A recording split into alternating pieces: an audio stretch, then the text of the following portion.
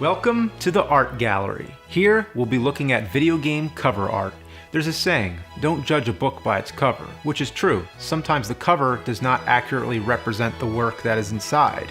However, the cover is a work of art in itself. And it's the first thing you see. It was especially important in the old days because we didn't have the internet to tell us what the game was like. The cover had to tell us everything.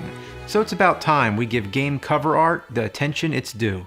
Usually we sit down and play the actual games to review them in depth, and that's all fine, we will do that. You will see a new nerd episode in time for Christmas. But since it's the season of giving, I'll be giving you a little something extra. Every day until Christmas, we'll be observing some of the most exquisitely bad works of art from game history.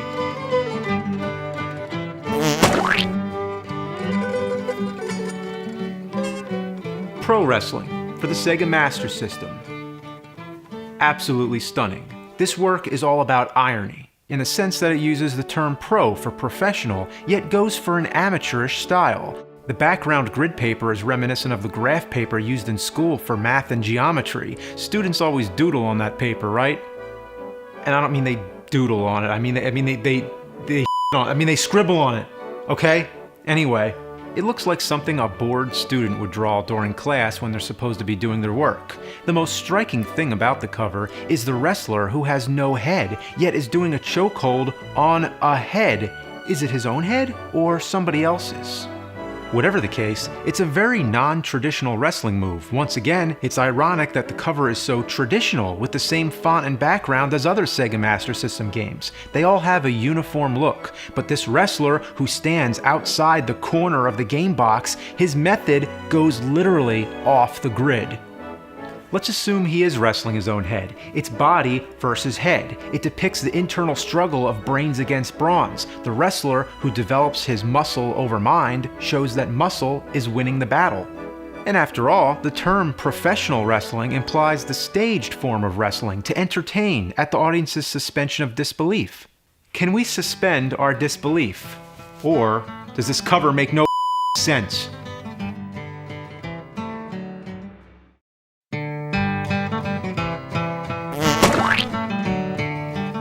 Mega Man for NES. Splendid. This is what you call a work of fine art. This is the expression of an artist's nightmare as he finds himself stranded in a homemade mustard and blue spacesuit surrounded by radioactive in tropical sci-fi land. The dollar store brand colored pencil art style is meant to give the sense of the childish feeling of pre-adolescent fears and tension. And that's why they held an art contest in Nintendo Power magazines for kids to submit their own designs, and then they picked the winner. But that's not true, I just made that up. What actually happened was they picked the loser. You have this proportionally incorrect and aesthetically awful human figure that shrunk down to a minor detached element in the overall composition, framed by rounded corners, to be framed within glowing neon grids, to be framed within the enclosing canvas. If you even have a chance to look at what's going on, you'll see Mega Man has no neck, and is wearing shoulder pads as if to deliberately hide his head like a turtle. He's cowardly shrinking into his own suit, as you can see by the wrinkly, oversized sleeves. The way his body is like leaning is kind of like he's doing a dance, like, hey, look at me, I'm hip, I'm cool, check me out. Look at that tired, weepy, pathetic face, which is no more intimidating than the way he's holding his gun. You're looking down the barrel, yet he's pointing the gun to the side. And wait, a gun? Doesn't Mega Man have an arm cannon? Oh, never mind. That's just in case you ever happen to have played the game before. You know, Mega Man. Whoever played Mega Man. Certainly not the people who designed the cover. Well, for Mega Man 2, they got a better artist and apparently gave them much more time. But why is Mega Man still holding a gun? And why is his foot turned like he broke his ankle? Look at Crash Man giving a lap dance to Dr. Light. Look at him feeling up that thigh. And what about the European Mega Man 2? What is going on there? Is that his arm or a hovering bowling pin? Or, I don't know, some kind of ultrasound thing. In Mega Man 3, he's blasting a robot right in the crotch. He's smiling and looking at, he's looking right at the crotch like he knows what he's doing. In Mega Man 4, he's jumping off a cliff while Pharaoh Man is standing on top of the fortress. On top of the fortress! By the time they got to Mega Man 9, which was a downloadable game that didn't even need a cover, they were like, yeah, we get it. It's a joke now. Haha.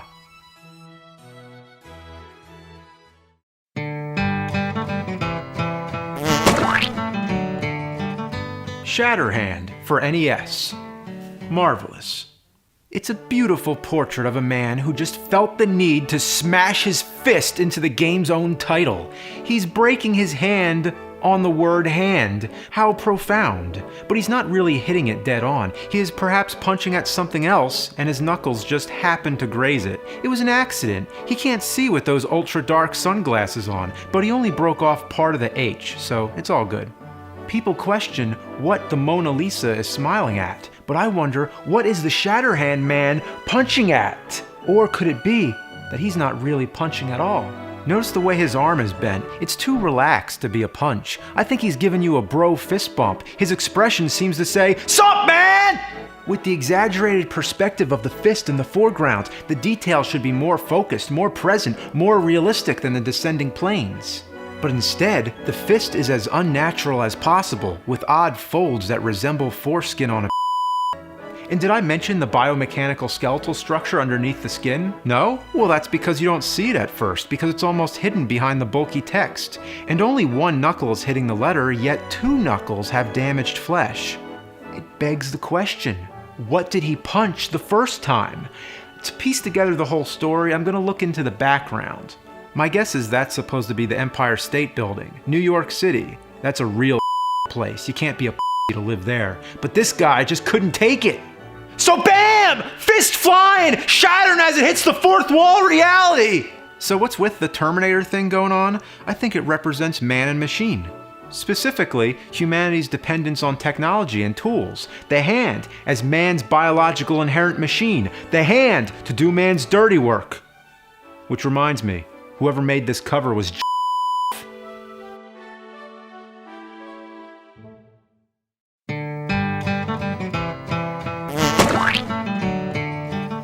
Action Fighter for the illustrious Sega Master System. A masterpiece, undoubtedly. Let's begin with the title.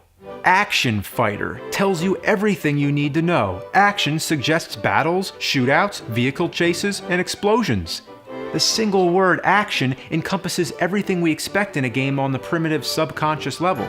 Fighter, what do you know? A generalization of more of the same. Action implies fighting, fighter implies action. No two words in the history of civilization have so eloquently overstated one another. There's no question of what kind of fighter this is. Not an idle, casual, go-with-the-flow kind of fighter. Could this game by any chance be some kind of puzzle game or video poker? No! Action Fighter, damn it! Just to make sure, without any doubt, you know what it is. Boom! Action Fighter! It hits its mark more effectively than a cow on a flat rock. It's well worthy of the trademark. That's right, patent that. It's so brilliant, you wouldn't want anybody stealing that name. This isn't just any cartridge, it's the Mega cartridge, also trademarked. Notice how the G droops down and touches the Mega. That's class. Look how the background grid enhances the obviousness of the condensed kerning. And then there's an image on the cover too, right? Oh yeah, that's it. It's down there. It occupies less than a quarter space of the overall canvas. Nothing suggests action and fighting more than a magnifying glass on a highway. This is a special magnifying glass that doesn't make things larger. Instead, it forces the perspective into a Hitchcock vertigo effect. Is this really an action game or some kind of detective game? It seems the detective is using the magnifying glass while driving. Rather than shutting down the street and getting up close to survey the area, this detective is going to fly right through, emphasizing the importance of high-speed action over tedious scrutiny. The lack of details on the buildings intensifies the feeling of tunnel vision, to be focused on one point, rushing to a particular goal, a clue. One vital clue that we so eagerly wish to have. The cover leaves you in suspense. What is the clue? Is there a clue? Did the human being who made this have any clue?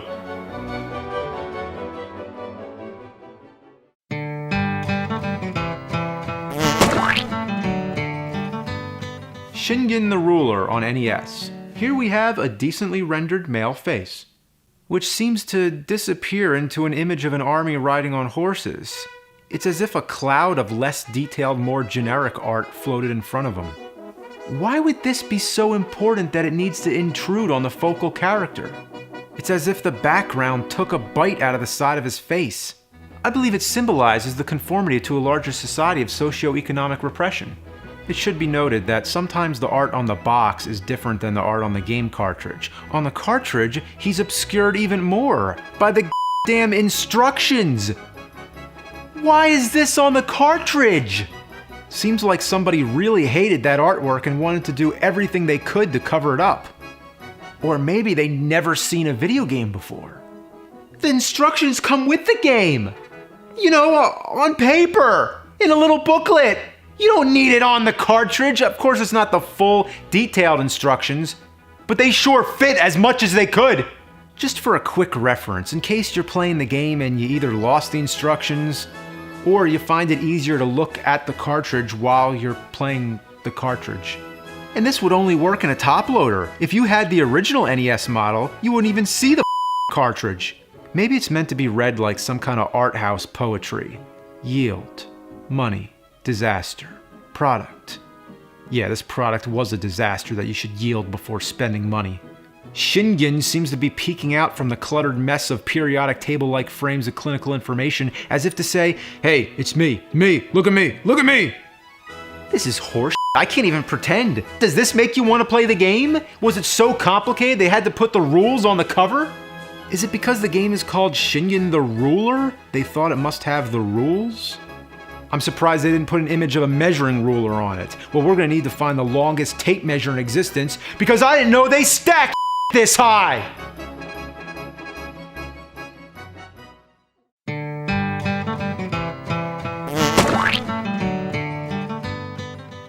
Phalanx or Phalanx for Super Nintendo.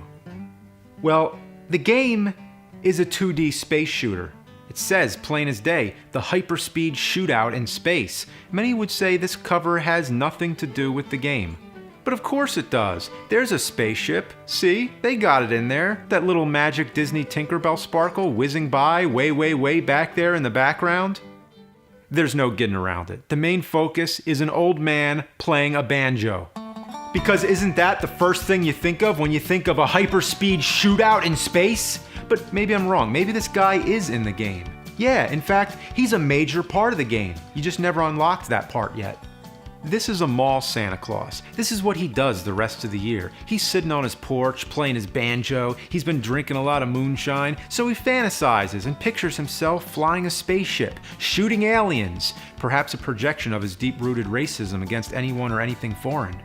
Or he's just a jolly old drunk playing a song about a hyperspeed shootout in space. I wonder if the actual man in the photo knew how to play the banjo. Was he just posing with it? Or could he have actually been playing something when this picture was taken? What am I doing here? Mother Super Nintendo is that? Had this cover looked anything like it was supposed to, it wouldn't have been as interesting. There's thousands of generic space shooters out there, so this was an unconventional yet ingenious way to make it stand out from the rest. It worked because after all these years, we're still talking about it. This is the North American version of the cover. In all other parts of the world, it actually focused on the spaceship, which looked like, well, this version wasn't phalanx, it was phallus.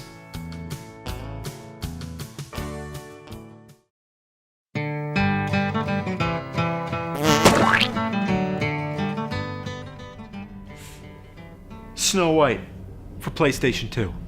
This is terrifying. This isn't Snow White. This is more like evil porcelain dolls come to life. That should be a horror film by Full Moon, as evidenced by the full moon in the background. This is the stuff nightmares are made of. This will haunt your dreams for eternity. We will tear your soul apart. Your suffering will be legendary in hell. Eat the apple.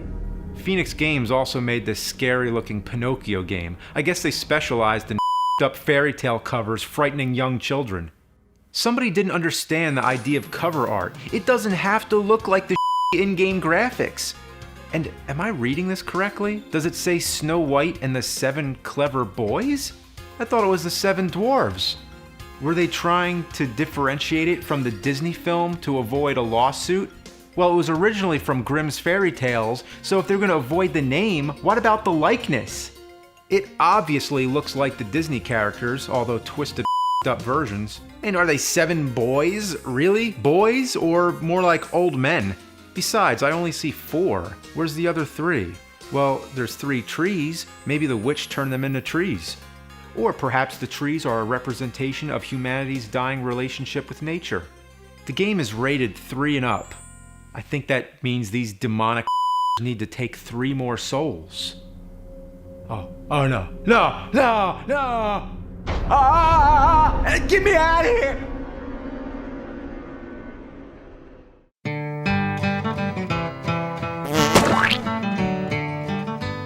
New York for NES. Oh, Action in New York. Action In looks like it was written with a quill pen. Is that the type of font you'd see on the cover of a science fiction action game, or in a line of text from the Declaration of Independence? It's hardly noticeable, but New York is printed so big and clear just so you know where this game takes place. It reminds me of that game Alien Tiger Meteor Massacre in Middletown, New Jersey. Anyway, that's some banner, like a bumper sticker graphic, with the Statue of Liberty in the center with a big halo or Nova Blast around it. This is a nice graphic.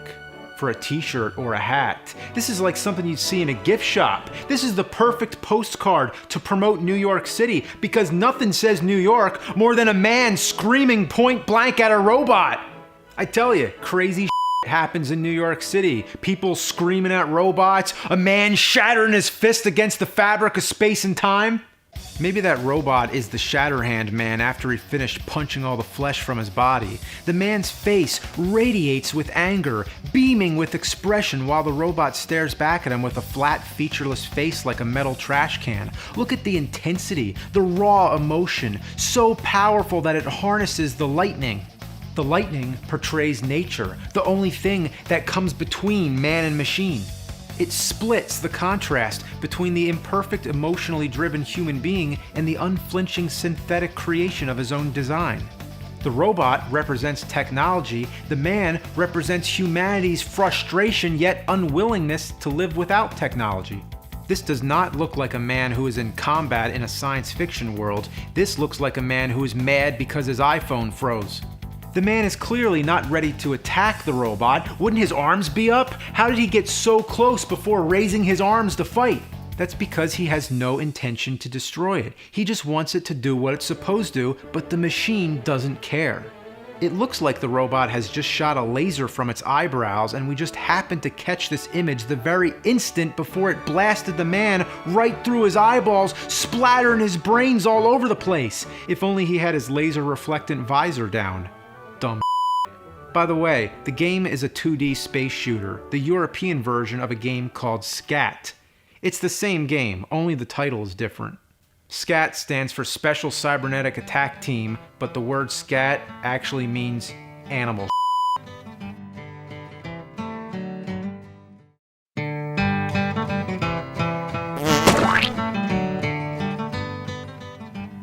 Rallogump, an obscure DOS game from the 90s. Well, it's cute. In an infantile way. It's like a child exploring the world for their first time. This child dreams of flying like Superman while wearing a weird hat. Notice the bird-like creature devoid of wings, but the human also devoid of wings is the one who manages to fly. It depicts the freedom of one's own imagination, of ambition to defy all implausibilities. Below, the ground is cross-sectioned out so we can see the fish, with the lack of imagination, being trapped in his own boundaries. The eye on a silver pedestal that sees the world through the child's vision. The only way to see true magnificence is to open your eye big and wide. Behind the mountain, the most terrifying part of the whole image, a scary face that came loose from a totem pole, the creature of nightmares. But the kid, who is in control of his dreams, has the monster barricaded behind the mountains, locked away as seen by the keyhole, but with no key in sight, the nightmare is effectively locked away. Or it's somebody who took a lot of drugs. Well, what kind of cover is this? Rallogump? What is a Gump? Like Forrest Gump or the Gump from the Oz books? This is one of few covers where the artist put their name on it. No. And a free game comes with it, just in case Rallogump doesn't catch on.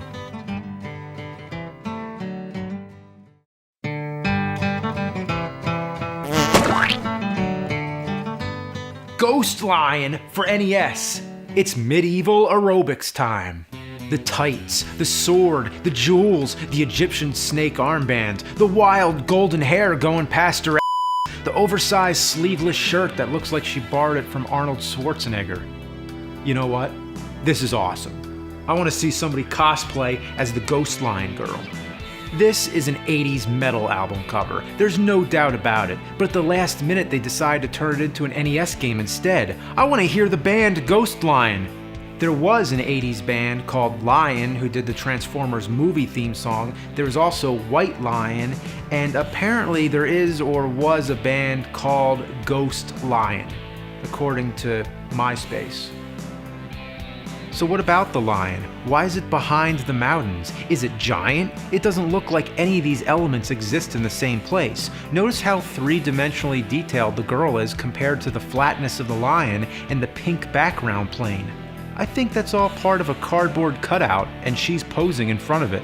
Kind of like one of those promotional movie theater backdrops you can get a picture with. She sees the ghost lion, thinks it's so funny, she gets a picture with it, but she happens to be cosplaying as something unrelated. That's exactly what's happening. Why else would she be smiling and looking right at the camera? If she was really going into battle, she'd look much more serious. But the one part that bothers me is that you don't see the whole sword. It takes your eyes off the composition, like she's poking at something.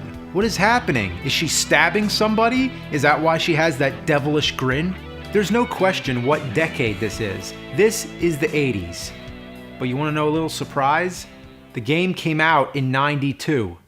But could you imagine if she was wearing flannel and baggy jeans? That would have looked stupid.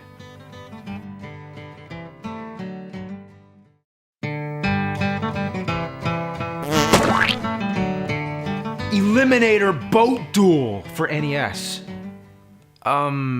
Yeah. Here's what I think happened. They hired somebody to do the cover, they told them the game is called Eliminator Boat Duel, so naturally the cover gets finished at the last minute, they take one look and go, we said Eliminator Boat Duel. This is just two people riding on a boat, but there was no time to redo it, but they had to do something quick to make it more exciting. With less than an hour to send it out to the printers, the quickest solution was to paste on these flags, just so you know there's some kind of race going on, to add neon streaks to the back of the boat to emphasize speed, to add this cheap splashing whirlpool effect, and to change the color of the water to bright glowing pink, except that part they missed. Before, it would have looked like two people leisurely riding a boat. Now, it looks like two people leisurely riding a boat on an alien planet. Instead of all these added effects, it might have been easier to just change the name to Vacation Boat Ride.